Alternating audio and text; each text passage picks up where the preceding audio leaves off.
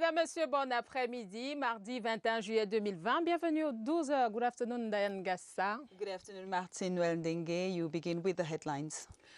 Examen officiel 2020, plus de 119 000 candidats à la conquête du baccalauréat de l'enseignement général, 413 030 pour le CEP et le First School Living Certificate.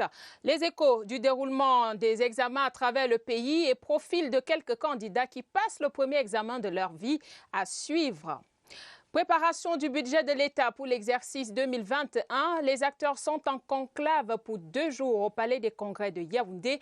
Pour mieux cerner les contours de cette importante activité, nous aurons en posture d'invité Cyril Edou alors, le directeur général du budget au ministère des Finances. En page magazine, les berges de la Bénoué à Garoua vont nous dévoiler leurs atouts. Instant tourisme vers la fin du journal. Voilà pour les titres, madame, monsieur. Candidate sitting.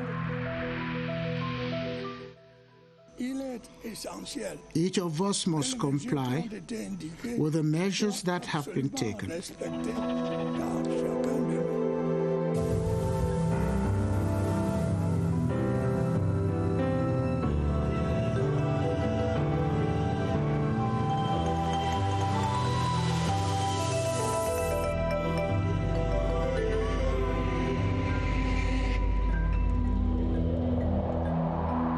Good afternoon once again, dear viewers, and thanks for watching the Midday Bilingual Newscast on the CRTV and on CRTV News. As announced in one of our headlines, candidates sitting the 2020 session of the General Certificate of Education, GCE, and the Baccalauréat Général of the French Subsystem of Education have been writing in different examination centers across Yaoundé. The examination, taken within the context of the COVID-19 pandemic, is done in strict respect of barrier measures to curb the spread of the deadly coronavirus pandemic, such as the wearing of protective face masks, washing of hands, and social distancing. Emmanuel Anvemui captured the ambience at Government Bilingual High School Yaoundé and Government Bilingual Practicing High School and files in the following report. The respect of measures to check COVID-19 is the entry tickets for candidates seating the GCE and Bac Général at the GBHS Yaoundé Center. In the writing halls, the same measures prevail. 509 computer science candidates write in shifts. 30 students per session in a 60-capacity computer room for the O levels.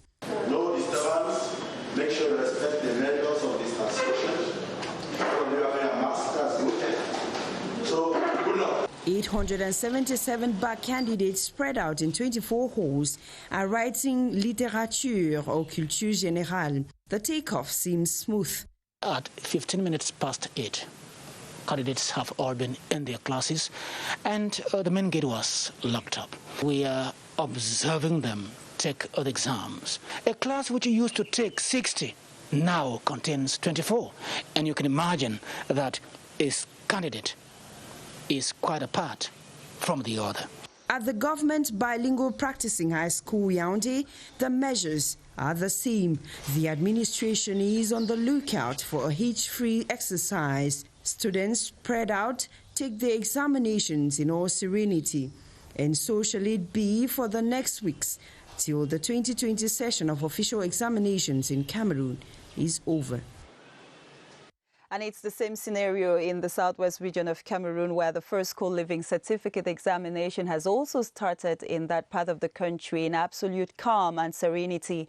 Over 12,000 pupils are sitting the exams in the entire southwest region. At École Publique Francophone, which is one of the accommodation centers, 386 candidates have been writing since morning. For more updates, let's now meet our southwest regional correspondent, Tanjong Lewis Agbo, who is standing by with the details. Hello, Lewis.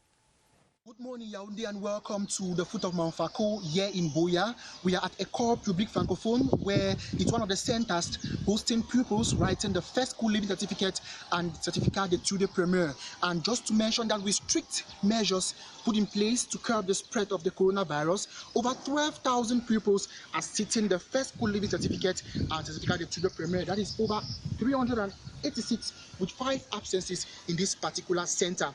The exams unfolded in a calm and serene atmosphere.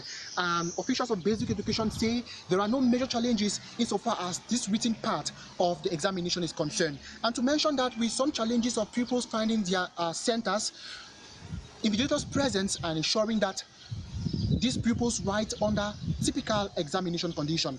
And the same serene atmosphere that is here at École Publique Francophone is the same serene atmosphere at GHS Bukwango, GS Buea Town, and GS Bundumba 1 and 2. Reporting for CRTV live, my name is Tanjong Lewis Agbo. Thank you so much, Tanjong Lewis. And from the Southwest, we come back to the Central region still to talk about examinations. We say the 2020 session of the first school living certificate and the Certificat d'études primaires examinations have kick-started this Tuesday, July 21, across the National Triangle. Pupils as early as 7 a.m. made their way to their various examination centers, accompanied by some of their teachers. Mercy Mojoko Ndiva is the first school living examination candidate, and our reporter Joyce Tata profiles her now. Mercy is the only one to sit the first school living certificate examination, but everyone at home is on the run. Mommy has to ensure she is well dressed and simultaneously make ready her breakfast. Preparations done in a calm and settled spirit.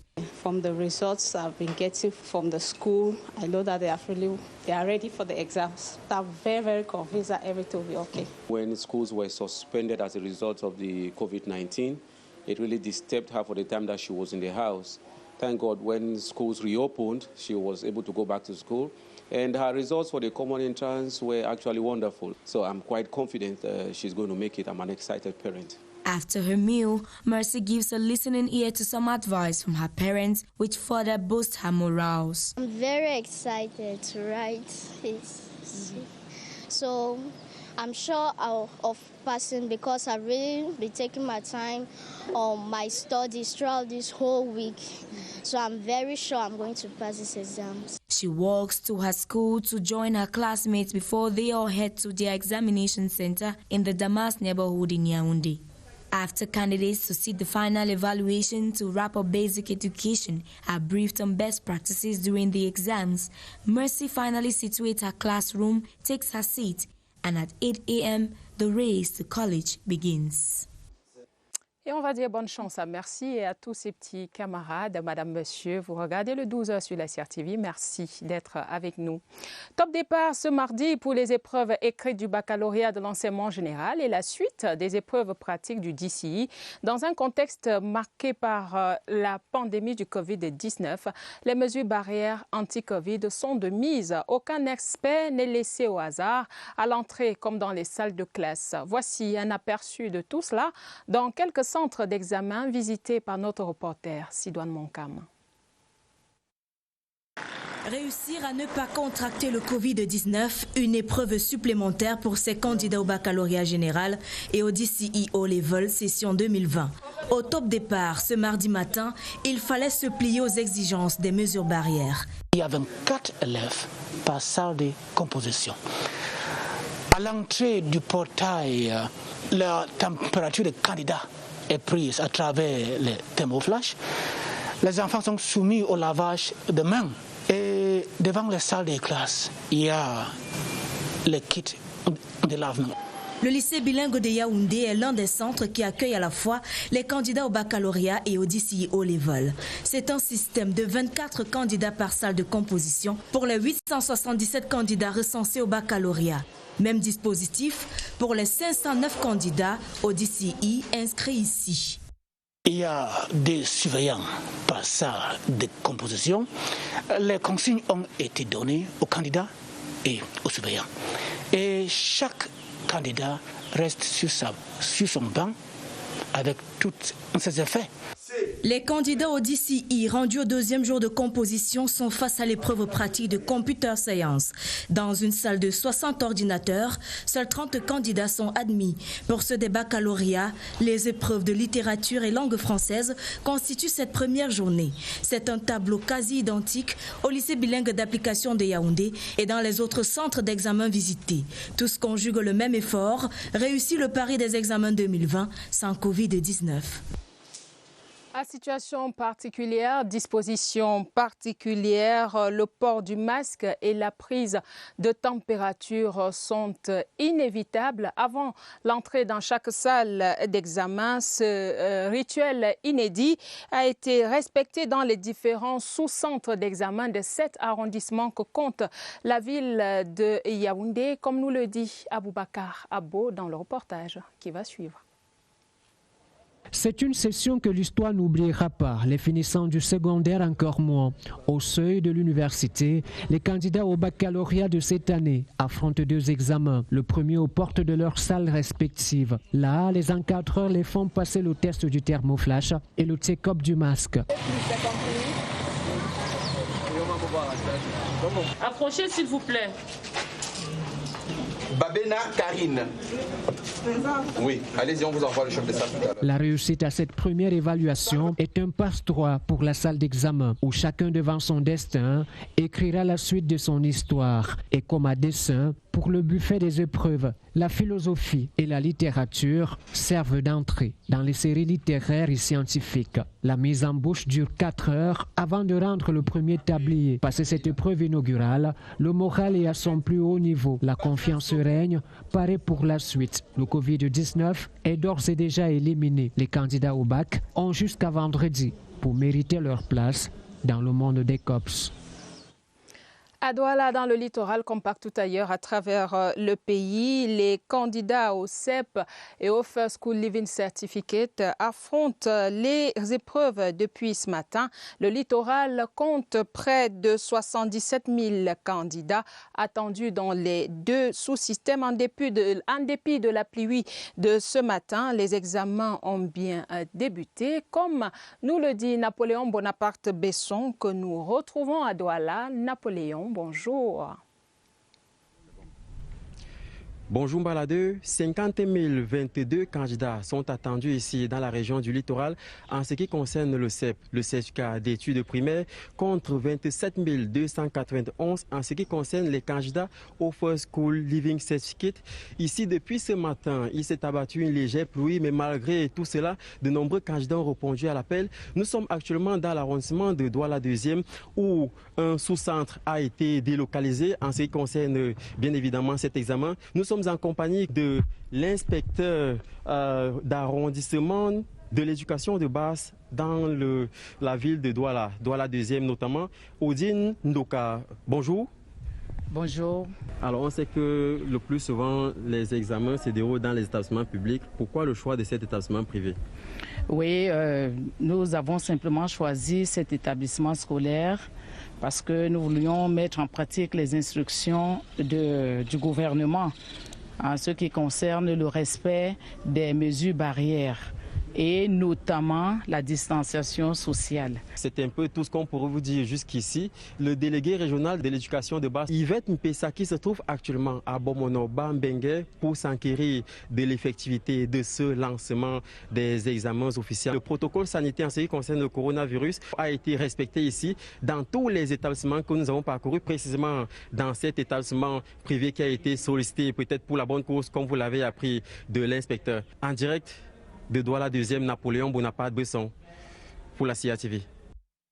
Merci à vous, Napoléon Bonaparte Besson. Vous l'avez donc vu, les tout-petits sont face aux épreuves du certificat d'études primaires et du First School Living Certificate à travers le territoire national.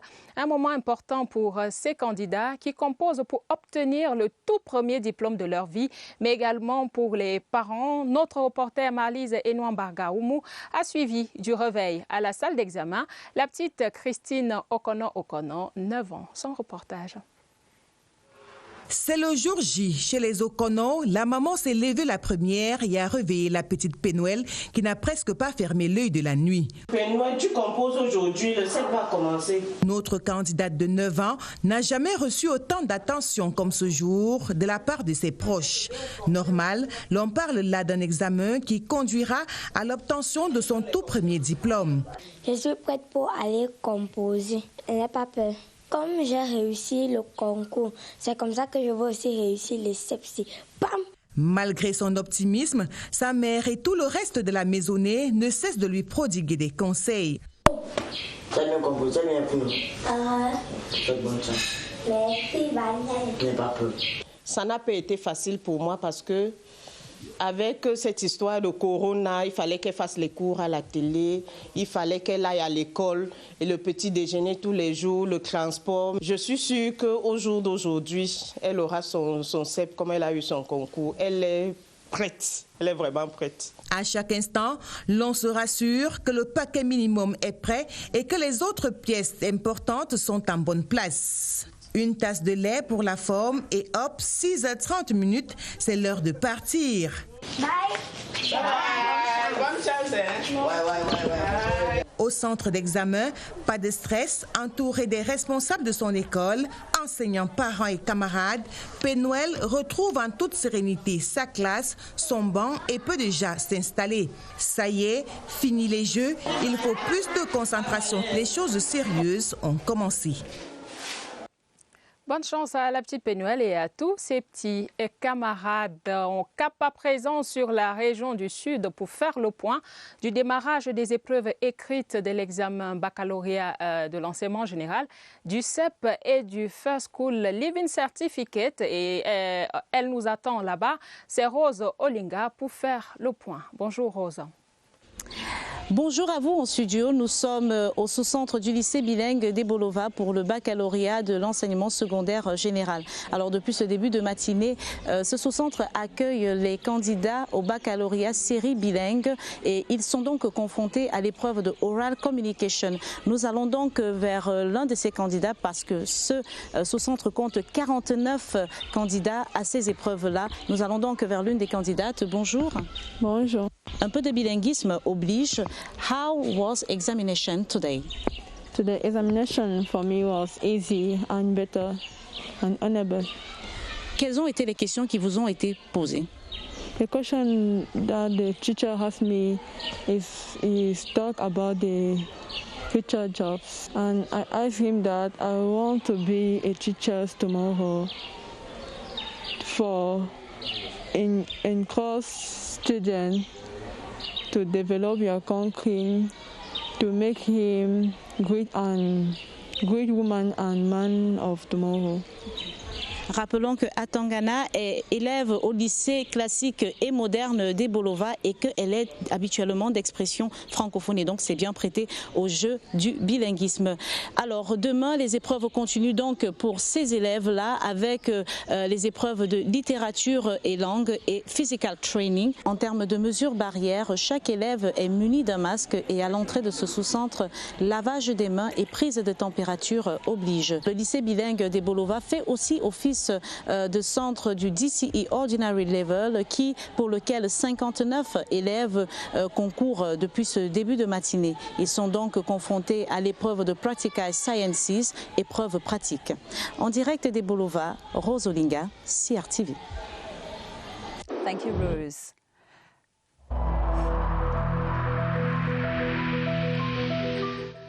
Il est essentiel que les mesures qui ont été indiquées soient absolument respectées par chacun de nous. Lavez-vous régulièrement les mains à l'eau et au savon ou à l'aide d'un gel hydroalcoolique. Restez à au moins 1 mètre de distance des autres personnes, surtout si elles toussent, éternuent ou ont de la fièvre. Si vous avez de la fièvre, de la toux ou des difficultés à respirer, consultez un médecin.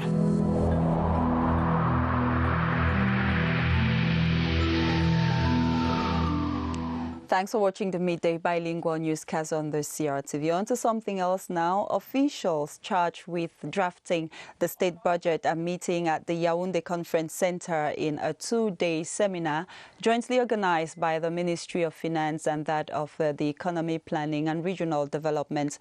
The forum aims at identifying orientations to come up with a 2021 budget that responds to the country's needs and challenges. According to Minister Louis-Paul Motaze, chairing the seminar, stakeholders are expected to pay attention to the follow-up of government's economic and financial program, considering the COVID-19 pandemic that has affected the state's budget. And still the news of the day, the meeting on the national response against COVID-19 by agro-pastoral and technical fishery producers is underway in Yaoundé, organized by the Ministry of Agriculture and Rural Development. The video conference is among other issues examined with regard to the impact of COVID-19 pandemic on the agricultural sector. While opening the meeting, the Minister of Agriculture and Rural Development, Gabriel Bayrobe, said the pandemic has had a negative impact on the country's economy, consequently affecting the production and productivity of the agro-pastoral sector. We'll be giving you updates of these stories and more in our subsequent newscasts. Martinuel, you have the other part of the news. Et on retourne au Palais des Congrès de Yaoundé où les acteurs de la chaîne d'élaboration du budget de l'État pour l'exercice 2020 sont réunis depuis ce matin. Pendant 2 jours, ils vont à travers divers exposés recevoir les instruments nécessaires à l'aboutissement de leur travail de conception. Ils seront ensuite mieux outillés pour être efficaces et rationnels dans leur choix budgétaire en tenant compte des effets de la crise sanitaire. La cérémonie d'ouverture était présidée par le ministre des Finances, Louis-Paul Motaze, en présence de nombreux membres du gouvernement. Et on reste au Palais des Congrès de Yaoundé où Cyril Kingembepe nous attend avec l'invité du 12h, le directeur général du budget au ministère des Finances, Cyril Edou alors, qui va nous en dire un peu plus sur les contours de cette importante activité. À vous l'antenne. Général du budget au ministère des Finances, M. Cyril Edou Allo, avec lequel nous allons parler de ces 2 jours de séminaire ici au Palais des Congrès. Monsieur le directeur général, bonjour, bienvenue à la CRTV. Oui, bonjour. Alors dites-nous, monsieur le directeur général, quels sont les enjeux de la rencontre qui est en cours au Palais des Congrès de Yaoundé?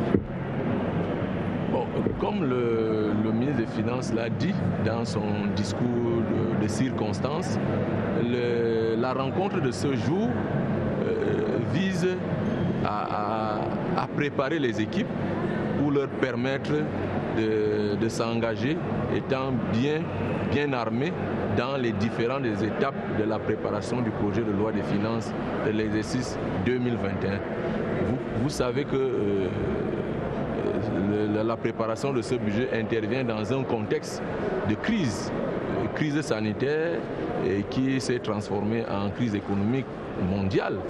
Donc il est important que les priorités qui ont été fixées par le gouvernement dans la circulaire présidentielle soient bien comprises, soient bien appropriées, afin que les équipes qui vont aller préparer le budget dans les différents départements ministériels puissent traduire efficacement les priorités du gouvernement en matière de préparation du budget de l'exercice 2021.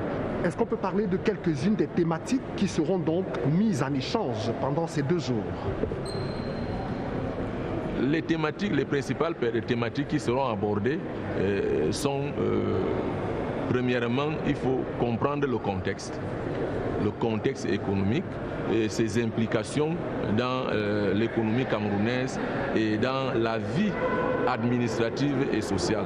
Donc il est important que toutes les administrations qui se lancent dans la préparation du budget soient bien imprégnées de ce contexte. Ça, c'est l'élément premier sur lequel nous démarrons le séminaire. Il y a également les contraintes, les priorités du gouvernement.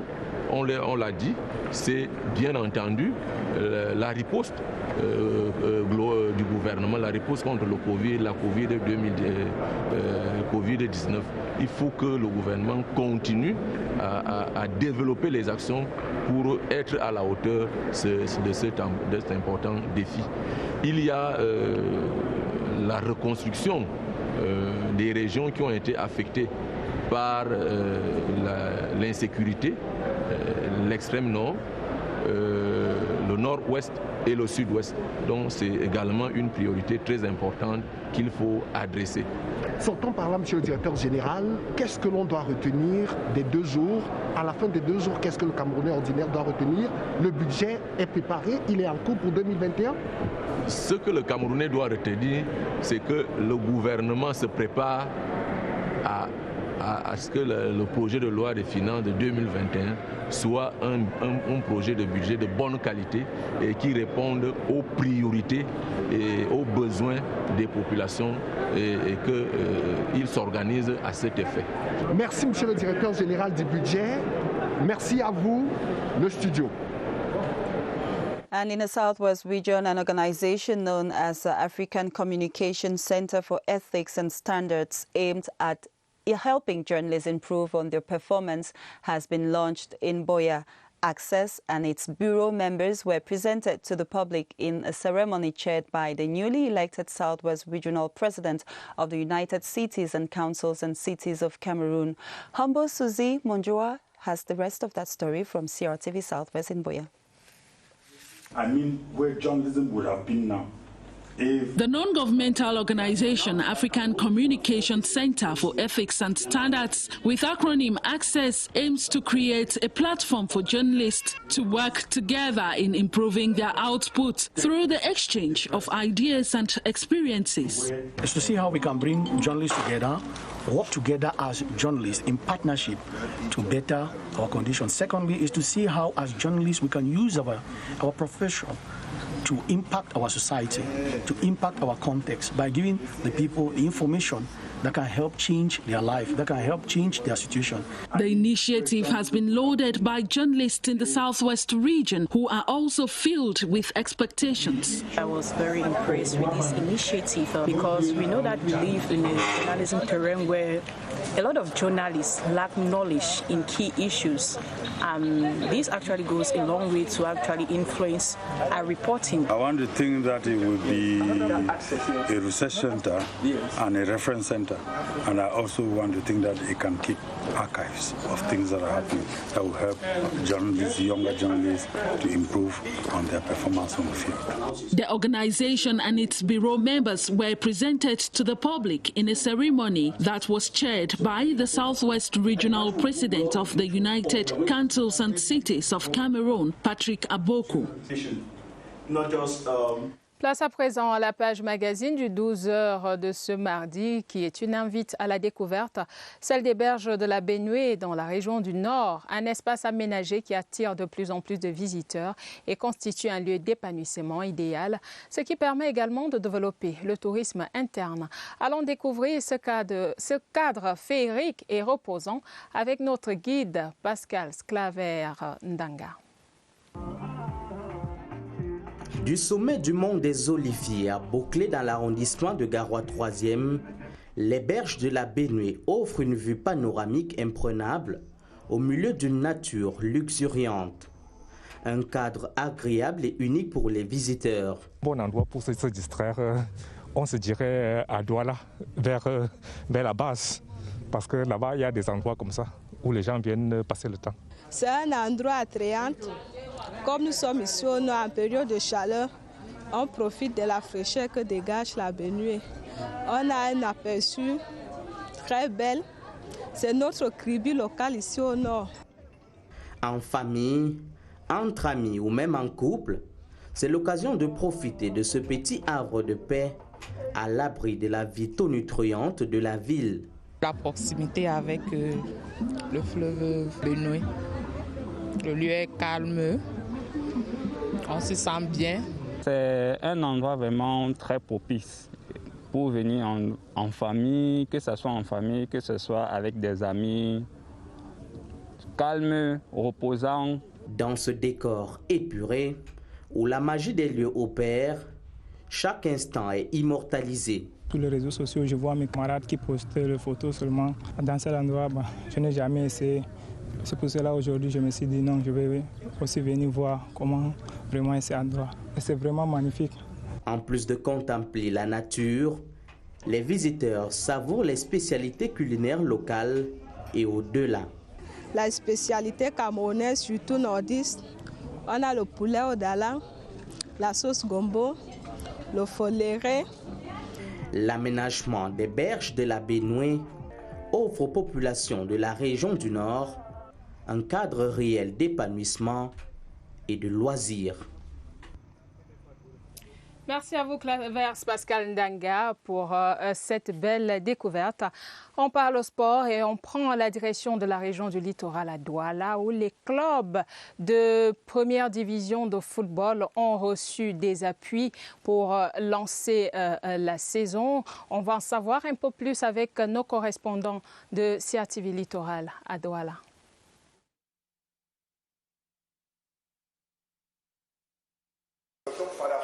C'est la salle des banquets du Memphis Hotel en Ndogbo qui a servi de cadre aux assises qui réunissaient les acteurs du football amateur dans la région du littoral autour de deux associations. ASCAFoot, entendez Association des clubs et acteurs du football, et ASIFAC, Association des clubs de football amateur du Cameroun. À la suite de la note du secrétaire général datant du 10 juillet, demandant au président de club de commencer déjà à affiler les clubs. La note parlait du reversement des frais dans les comptes de l'Africa Foot. La note parlait de la répartition des frais de licence et d'affiliation. Il faut rappeler qu'il y a plusieurs autres problèmes. Et tous ces problèmes nous ont amené justement à convoquer cette assemblée, à convoquer les clubs des départements du Wouri, de la Sanaga, du Nkam, les clubs de la région du littoral et les clubs du département du Mungo. Au cours des échanges, les participants ont évoqué plusieurs remarques faites dans la gestion du football dans la région du littoral et le football amateur en particulier. Je ne crois pas que nous souhaitions avoir le Covid pour avoir de l'argent. Je crois que quand nous sommes présidents de club, c'est pour nous investir dans le football. Un appui peut arriver, le Covid ne viendra pas tout le temps nous donner de l'argent. Il faut soutenir les jeunes, accompagner les jeunes à promouvoir leur football. L'ASCAFoot et la CFAC entendent contribuer de manière efficace pour la promotion du football amateur au Cameroun et dans la région du littoral en particulier. And it's with that sports news, we put an end to this edition of the Midday Bilingual Newscast. Thank you so much for your kind attention. Tomorrow, Martinwell and myself will be here for another edition of the Midday Bilingual Newscast. Martinwell, tomorrow is another day. Tomorrow is another day, Diane. Et ça sera avec le même plaisir, Madame, Monsieur, que nous serons rendez-vous à 12h sur les antennes de la CRTV. Merci d'avoir regardé. Merci surtout de rester sur nos antennes. À demain, 12h.